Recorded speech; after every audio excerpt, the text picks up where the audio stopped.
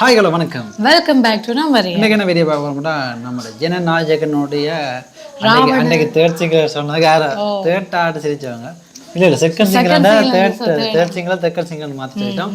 இது வந்து ராவணமும் அந்த டைட்டில் கேட்டோன்னே எனக்கு அதை செய்யணுமே கூஸ்மம்மிங்களை செய்யணும். அந்த ராவணம் தேசம் தானே நாங்கடா ராவணம் மவன்டா அந்த லிரிக்ஸ். இது வந்து நிறைய பேர் வந்து நான் டைட்டில் பார்த்தேன், இது அரசியல் இந்த டைட்டில்லே அரசியல் இருக்கா அது இதாண்டு எனக்கு அப்படி ஒன்றும் தெரியலை. ஏன்னா நான் அந்தளவுக்கு அரசியல் நாலேஜ் இல்லாத ஆள்னு சொல்லலாம். நாலேஜ் இல்லாமல் அந்த பக்கமே போகிறே இல்லை, வேண்டாம் சினிமா அரசியல் வேண்டாண்டாங்க இருக்கிறோம். ஸோ அதளவுக்கு நாங்கள் சினிமாவாக எனக்கு அந்த ராவண மவன்டா அந்த அந்த அந்த வைப்பே நான் பிடிச்சிருக்கேன். ராவண மவன்டா இவன் எவன்டா அப்படிதான் எனக்கு தெரியல. கொஞ்சம் அந்த வைப்பேத்துற மாதிரி ஒரு சாங் ராவண மவன்டா இவன் எவன்டா அப்படி இருக்குன்னு நினைக்கிறேன். ஓகே, கூட கதைக்காம நாங்கள் வீடியோக்குள்ளே போய் பார்ப்போம். ஓடியலாம் ஜான. ஓ மலேசியா விவேகான கதைச்சாலும் பேசுவாங்க ஒரு கொமெண்ட்ல. ஓ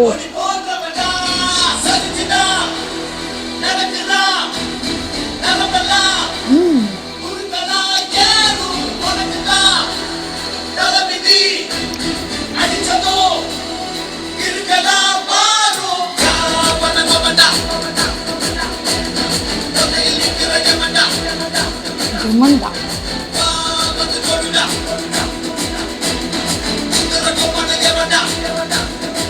சரிதானே அதை வச்சு எடுத்துக்க.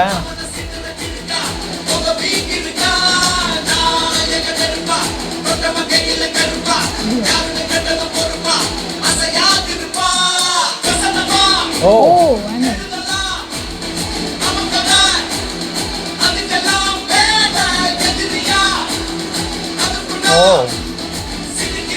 சிரிக்கிறா சரியா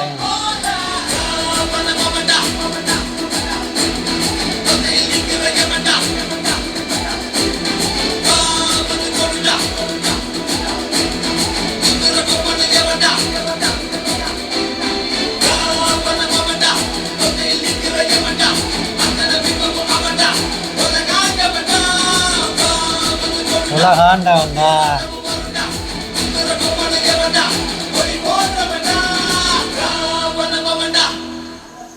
அவ்வளோதானா.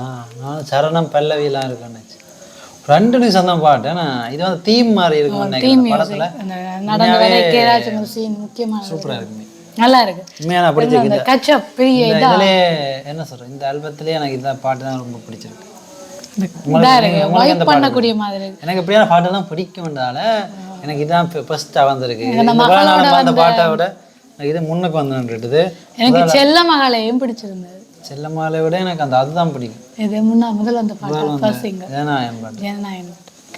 இதுவும் நல்லா தானே இருக்கு. என்னன்னு சொல்ல நல்லா அந்த லிரிக்ஸ் போற லெவல் அப்படி கச்சிதமாவண்டா ஒத்தையா நிக்கிற யமண்டா மற்றது ஏதோ உலக ஆண்டவண்டா சிரிப்பு நிறைய விஷயம் எல்லாம் அந்த ட்ரைமிங் அப்படிங்க எதுகை மூனைகள் எல்லாம் கையாண்டு வேற லெவல்லாம் செஞ்சிருக்காங்க. விவேக் தான் லிரிக்ஸ் எழுதிக்க. அனிருத்தின் வோக்கல் வந்து அனிருத் தான் அது இணைச்சினேன். அனிருத்தும் மற்றது கோரஸுகள் கொடுத்துருக்கணும். மற்றது கிட்டார் அதெல்லாம் அதில் போட்டிருக்காங்க. அதெல்லாம் தேவையில்லை. பெரிய ஒரு இதுதான். அதாவது என்ன செறிஞ்சிருங்கிற கேமரா கொஞ்சம் பிரச்சனை. ஸோ அதனால நாங்கள் சிங்கிள் டேக் எடுத்து வந்துட்டோம். அது செறிஞ்சிருந்தாலும் நான் கதைச்சு கொண்டே இருப்போம். நிமிந்துட்டு ஓகே.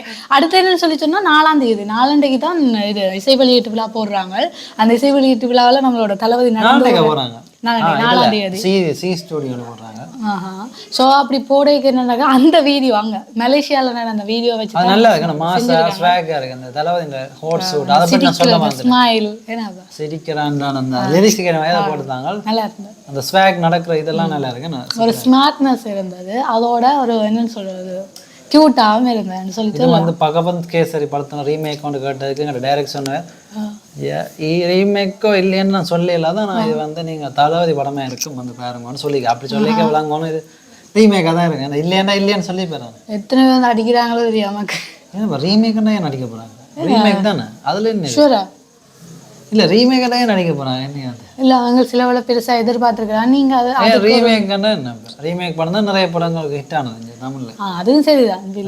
அது இது அப்படி அப்போ வந்த படங்கள் பழைய படங்கள் கில்லி கில்லி அப்படியே எல்லாமே ரீமேக்ல எடுத்த படம் தான். ஆனா இவட்ட பெஸ்ட். இல்ல இது வந்து பாலையாவோட விஜய்க்கு நல்லா பொருந்தும் அந்த படம். அந்த படத்தை நீங்க பாத்தீங்கடா பகவதம் கேசரி அந்த கேசரியா கேசரியா கேசவரியா ஏதோ அது வந்து இந்த அதுல பாருங்க பாலையா தூக்கிட்டு அந்த அவர்கிட்ட டயலாக்குகள் தான் கிரிஞ்சியா இருக்கும் இல்லையா, படத்துல கதையெல்லாம் கொஞ்சம் ஓகே நல்லா இருக்கு, வித்தியாசமா இருக்கு, நல்லா இருக்கு தான் யோசிக்க தோணும். அப்ப அந்த இடத்துல வந்து உண்மையாவே விஜய் வந்து நடிச்சா நல்லா இருக்கும். அதுல ஒரு போலீஸா? ஓ யா போலீஸ். அதை விட இப்போ அதில் வந்து சரத்குமார் மகளை தான் நான் வளர்க்குற மாதிரி இருக்கும் கேசரி அவர்.